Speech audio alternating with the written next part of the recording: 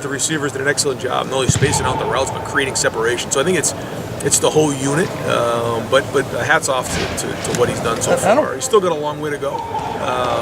He has a big ceiling. He's got a lot of talent, but his progression has been pretty good this season. I don't mean to bang this drum. I don't even know, but he is probably the most legitimate Heisman candidate this program has had in the last decade. Like, when you start talking about that specific award and what comes along with it, is he, in your mind, performed to be worthy of that? And is he a candidate to you? Well, especially when you're in the season and you're kind of where we're at right now, it's not appropriate to come up for air and kind of look at those type of things. And none of that stuff matters if we don't play well again this week. And so, am I proud of what he's done? Yeah. Do I think he should be consideration for the Heisman? Absolutely. But to sit here and tell you I know where he ranks and all that and have thought a lot about it, I haven't. Brian, when you have the offensive line play the way they did on Saturday, how much easier does that make your job when you're calling plays against the defense like that? Unbelievable. So that's the key to the whole game. When you win a line of scrimmage, then everything changes. And not only running the ball, but in protection. And I thought they did. They dominated the line of scrimmage. I played in the game. Why I played in the game, and more than I actually remembered him playing. So. We put him in there in some goal line situations. He's played this year. He's done a nice job in practice. He's been practicing a lot better, and he played in the game already. And the games that he was, the plays that were in there during the game, he played well. And so we have confidence in him. Good. Again, I think practice. Really, I think where we're going is our practices have got improved during the season. I think the offensive line have done a great job in practice, and so there's some depth there. Josh has stepped in. Wyatt now has to step in, and so again, a lot lot of progress being made there. Ryan, it felt like there were plays maybe that you hadn't run or shown until Saturday. Am I wrong with this? There looked like there's some new wrinkles for you guys that you had for that game. We always have new wrinkles. I think that we were able to execute them. I thought the scheme was good, and we were able to put it on the field.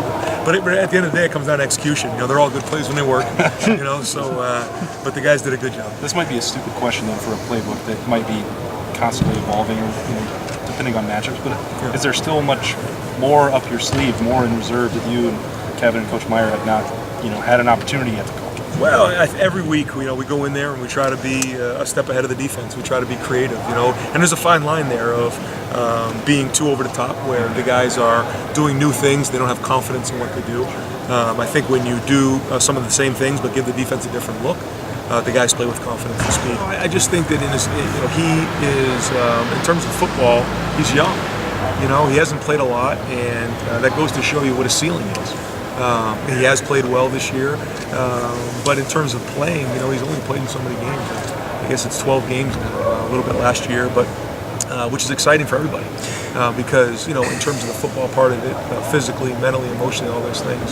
So that's exciting to be around. But a lot of progress has been made this year, and so we just got to keep building. I think you always have new things. Sometimes you call them during the game. One of the plays that we called in the game the other day, we tried to get on 3 times against Maryland, and the look just wasn't right, so we had to check out of it. So sometimes the look is just right, and you hit it. Sometimes you call a play, and the look isn't right, and you got to check out of it. And so it's a calculated risk, but we're always, everybody in that room is looking to be creative and trying to find explosive plays. And so I think we're doing a good job with that the last few weeks. Which one was that? It was the play to Johnny, the throw. That's a good play. When you go from week to week, and obviously Michigan tried to line up, play man a lot and stuff, and kind of backed out a little bit, I think, as the game went on. But when you go and you're facing a team like Northwestern that plays a lot of zone, it looks like.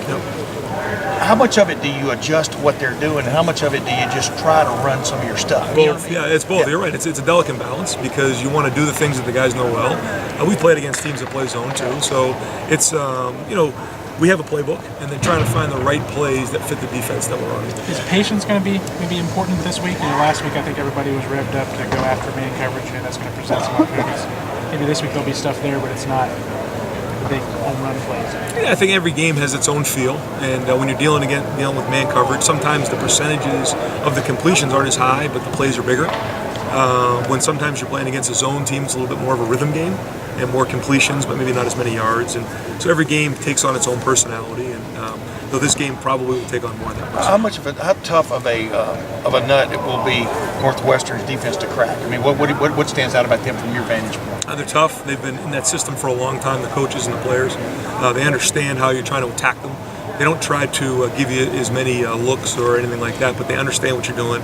They really study everything about you, and really quick to react. You know, you can probably get a play or two on them, but then the minute you run that play, they're going to be on it and get that thing fixed and adjust quick on the move. Really smart and can diagnose plays. You know, when I had a chance to coach in the NFL, you know, anytime you're coaching quarterbacks, you're always talking about leadership, and you're always talking about how important your number one job is to lead 10 men on the field, and so that's always part of anybody that you're coaching a quarterback. But I think it was important for him to find his voice and to find his own way of leading, and so that was something that we've been working on for a long time. And I think along the season he's found it. Still, again, a work in progress. You know, believe it or not, but a lot of progress has been made. We're not going to get to talk to you tomorrow, but there's a good chance he might be probably the quarterback of the year in the Big Ten, maybe the MVP or offensive MVP and stuff. But how deserving is that from your vantage point? Again, it's a tribute to everybody. You know, he can't do that without everybody around him. And I mean, talk about the senior leadership at wide receiver. Talk about that offensive line. I mean, everybody involved in it. So I think, you know, if something like that were to happen, that would be an indication of the guys around him. And obviously, he had to do it himself. But no way could he have done that on his own. But specifically him, I mean, he's been pretty accurate. Most of the, I mean, what just stands out about the way he has played in that regard of just throwing the ball? Yeah, you know, just throwing the ball. Obviously, his accuracy and his anticipation is pretty special.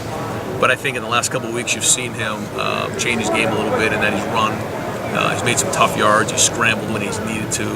That changes how a defense approaches him, and so I think that aspect of his game has you know, helped the whole offense. Well, no, and it was funny in recruiting. You know, he didn't play his junior year, and I was out recruiting a quarterback in San Diego. And they said, you know, you may want to look at this wide receiver, and so he hadn't played, and so kind of saw him run around the field a little bit, do a few things, and it just kind of popped. And then we watched his first couple games, and he did a great job. And then you know, throughout the process, you know, talking to his family, convincing his family to move all the way to Ohio, you know, to come to school. But a really talented four-sport athlete who really has a bright future.